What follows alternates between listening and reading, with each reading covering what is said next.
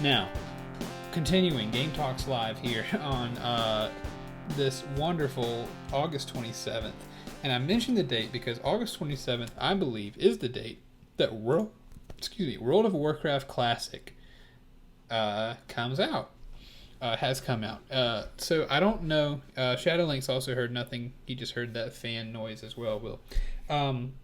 But World of Warcraft Classic came out today. So it's something, apparently World of Warcraft, they decided to... Who's Blizzard is WoW. So Blizzard decides, back in the day, WoW changed the world. We're going to give players a chance to go back and play WoW Classic, the original game. It's been evolving and changing ever since it's been created. Everything has changed, so we're going to go back to Classic WoW, and we're going to let players go back and experience the game the way they once did, or we're going to let new players jump in and experience the game the way they never have before. And the reason I want to bring this up is because, of course, Will and I are very big World of Warcraft players. Nah. We treat it like a drug, like it's heroin. Nah, man. Hey, man, I've seen the South Park episode, dude. I know what can happen. That's true. Yeah, I have. That's the only episode of South Park that I've watched. I've never watched a lot of South Park, so that's one of the few that I have seen. But we're going to talk about this anyway because I think it's very interesting, and I think it says something about games. I think it says something about the internet. I think it says something about the human spirit. Human condition. The human condition. So first of all, this is the headline. World of Warcraft Classic players are queuing for quest items. So I'm going to summarize this. This is an article by Matt Purslow.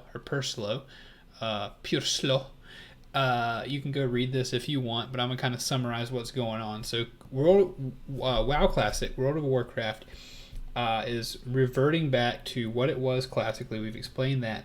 And people are excited about it. There are thousands and thousands of people around the globe or around the disc if you're a flat earther, that want to play this game, that they want to jump into a server. And of course, anybody who knows anything about online servers for games, especially MMOs, is that there's a limit.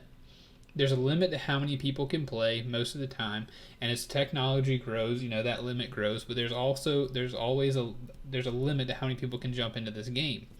Also, when the game was built, it was not built originally for the number of people that are now queuing in to get into these games.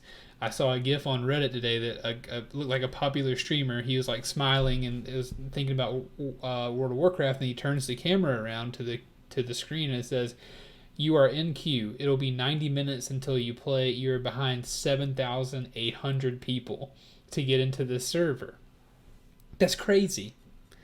That's absolutely crazy. Yeah, if you never played WoW, tons of other servers, right?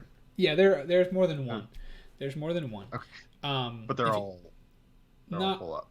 I think most of them are. Yeah, I think most of them are full. I think you're waiting to play. Probably not all of them. Probably there's some that you can jump into, but the most popular ones, the places where people want to play, are full. Also, anybody in chat, if you've never played World of Warcraft, join the club. Well, I actually have played it. Me and my brother Bryce, we played Warcraft for a little while. I came into his room one day. He said, "I'm playing Warcraft. You want to play?" And I was like, "Sure." He said, "Okay, make a character." So I made a character. And then I was like, "What do I do?" So I'm walking around this city, and I see a guy ride by on like a griffin, like a lion with a bird head and bird wings. And I was like, I'm going to play till I get that. And Bryce said, "Okay." So I played for like 2 weeks on his computer. I got my griffin. I was like level like 10 or, really low. But I got whatever I wanted to get, and I never played it again. But anyway, so the queues are full. The lines are full. But... so that's bad. We don't like that. That's not fun. That's not fun for games. That makes me sad to think about. There are people waiting to play this game. But the thread continues in that there are lines inside of the game. So whenever you get into World of Warcraft, like you have these opening quests where everyone's trying to start their new characters over, and you've got these beginning quest tutorial things where it's like, hey, go out there and collect, wolf skins or whatever.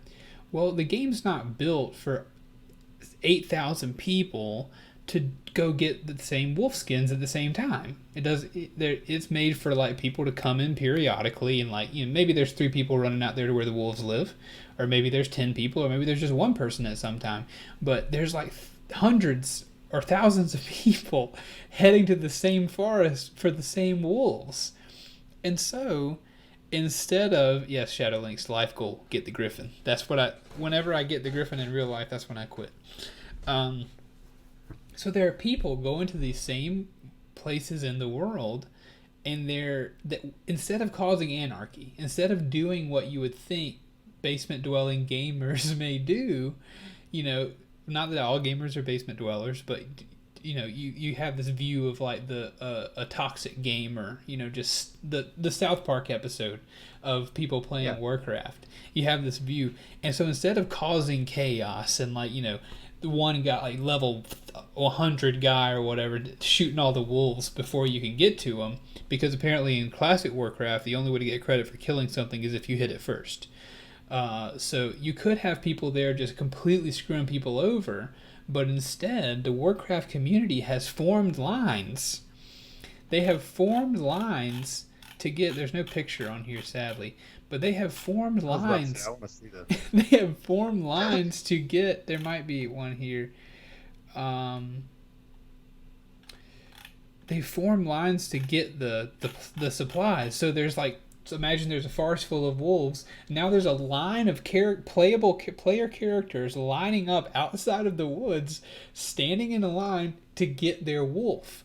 And not because Warcraft made them, not because Blizzard made them do that, but because the community of people playing the game decided, you know what, we want everybody to get to play, so get in the line. And people who get out of line are punished. People who stay in line, they're allowed to progress. And it's just this crazy, weird thing that I've talked way too long about, but I find it so just enthralling to think about that this is what the internet does.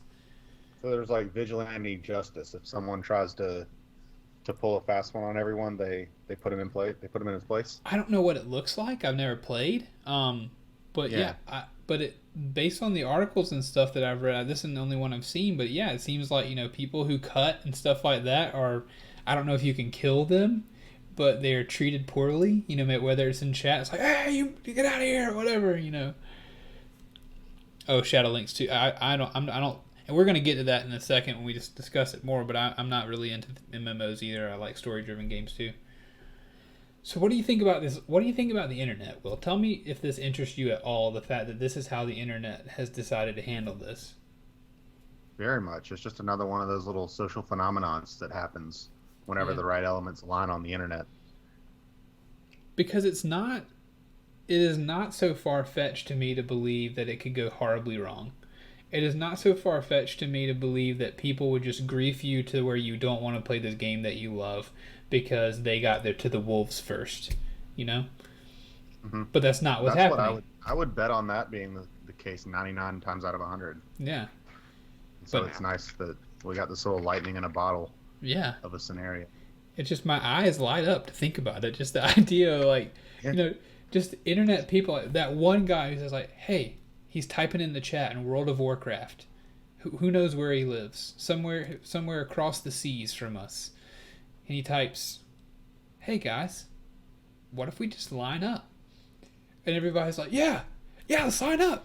And then we can help other people who line up, and we'll just have this big line, and it'll work. It'll be fine. And then it just brings me joy to think that there are people out there in the world that even in this seemingly insignificant, meaningless game, and it's not meaningless, but in the grand scheme of things, this game, that people have decided, you know what, even here I'm going to be wholesome. I'm going to try to take care of people, and we're going to form a community that is at least welcoming in certain areas. So I think that's really cool. Yeah, it's definitely a feel-good moment. So I'm done talking about that, but I do want to ask the question, since neither of us play MMOs, massively multiplayer online games. Will, what would it take in the next generation, PlayStation 5, Xbox 2, whatever we're going to call it, Xbox One 1000, who knows the name, what is it going to take in the next generation, if there are games on console that you want to MMOs on console. What would it take for someone to get you into an MMO? What would an MMO have to do to get you to play it? I think honestly, Keith, it would have to Trojan horse me with like a franchise that I already am very invested in. Okay. Like they really, if they ever, I mean, I don't know if it'll ever happen, but if there was ever a Pokemon MMO, I mean, I'd be there day one. What do you think that would So, look like? A Pokemon open, MMO. select your region, select your starting town, go through it in any order. Other people could be gym leaders. You can do a lot of stuff with it. Yeah, dude. But yeah, honestly, I think that's kind of. Sorry, I was reading chat. I think that's Yeah, kind me of how they too. would have to do it. Honestly, they'd have to Trojan horse me because I mean, nothing about like World of Warcraft. I mean, I'm not really into fantasy stuff in general for the Yeah. most part. So World of Warcraft has never spoken to me really on any level, other than just the profound addictive nature that it has. I mean, that's interesting on its own to Sure. watch from afar. But but yeah, like I said, Shadowlink says involve Kratos. I'm down with that. Yeah, Yeah. I was discussing that with Will, but when we were kind of planning the show out and thinking about what we talk about, my thought would be is just will there in the next generation be an MMO that is capable of immersing me the way God of War does, immersing me the way Spider-Man does, but also putting me in a server with like 30 other Spider-Men in New York. Like doing the same exact thing that I can do, smooth combat, smooth motions, smooth world building and crimes and all these different things talking about Spider-Man. Like everything is that game, but 30 other people are in the room with me or in the city with me at the same time being Spider-Man. Like I don't know if it's possible, but with the next generations maybe anything is possible. But I think it would have to be something like that to get me in cuz for me it has the kinetic joy is not there with an MMO. Will. If you and you coining the phrase kinetic joy, why don't you explain a little bit about what you mean by that, and maybe that'll help folks understand what I'm talking about. Just it's almost like flow, like the phenomenon of flow. Whenever you just get into that thing where you're not even really thinking about the exact steps you're taking, you're just seeing it as a whole. So like, just in like Mario Galaxy, when I'm pressing the buttons, I'm not thinking about it. I'm just doing it, and it feels good. Mm-hmm. And the feeling itself is guiding me, not just thinking about the button presses. Right. Like, does that make sense? Yeah, I think it makes sense. I think it makes sense, and that's what I'm looking for. The kinetic joy is not in there for me in an MMO. It doesn't. Yeah. It doesn't feel fun to run. It doesn't feel fun to hit one button and let an attack happen. It doesn't feel fun to like just, press number keys and have big, things happen that I can't really tell what's going on because things are so small. I'm just not into MMOs. But if they can somehow bring the kinetic joy and the joy of being able to meet new people in a welcoming community like World of Warcraft Classic seems to be developing here again, that marriage might be enough to get me to be like, you know what, Final Fantasy 16, you know what, World of Warcraft 4 or 3 or 2 or however they number it or whatever the new expansion is, maybe I'll try ya. Maybe I'll get in. But I don't know. Yeah, yeah. Like I said, I really think they'd have to Trojan horse me with Pokemon. Most likely Pokemon. Yeah, Kevin That's says like a 2040 thing. Yeah, probably. Kevin says there is an MMO that's fan made, it's online and everything. It's called Poke MMO. Look it up. Yeah, I'm pretty sure that's like, a ROM hack based on the GBA games. It's not what I'm talking about, Kevin. Kevin, you know what I'm talking about. You know what I'm talking about, Kevin. Do you like to get scolded through Twitch, Kevin?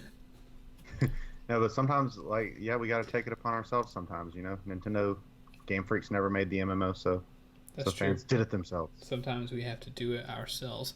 Shadowlink says if some games that have turned into a multiplayer games have failed due to bad experimentation, so I actually don't want God of War to be MMO. Oh yeah, it'd have to be separate. Yeah, I don't want the next Spider-Man game to be an MMO, but maybe like something like that. Don't ruin Kratos for me. I gotta know what's going on. Well, real quick before we move on to our next segment, I watched ShadowLinks87 play his speedrun, which he did very well on, I think, for his first speedrun. He finished the God of War New Game Plus. He had super powerful Kratos, but it was on easy mode. Finished it in 5.5 hours. I thought that was very impressive. That is extremely impressive. And Shadowlinks, you're a madman. well, yeah, let me tell you how madman this man is. We get to he's skipping cutscenes. I'm thinking we're getting to the end. Surely he'll let us see some cutscenes. We get to the Baldur versus Kratos fight. My man skips the cutscene in front. My man skips all the cutscenes in the middle. I barely get to see Atreus falling through the sky shooting arrows at Baldur while Kratos holds him, and he skips the cutscenes at the back end. And I'm still recovering, dude. I'm still hurt. He has stuff to do. He has stuff to do, man. He's right. I'm not saying that I'm mad at Shadowlinks. He had to do what he had to do, but it's on me that I watched him do that to me. It's on me that I let him hurt me like that.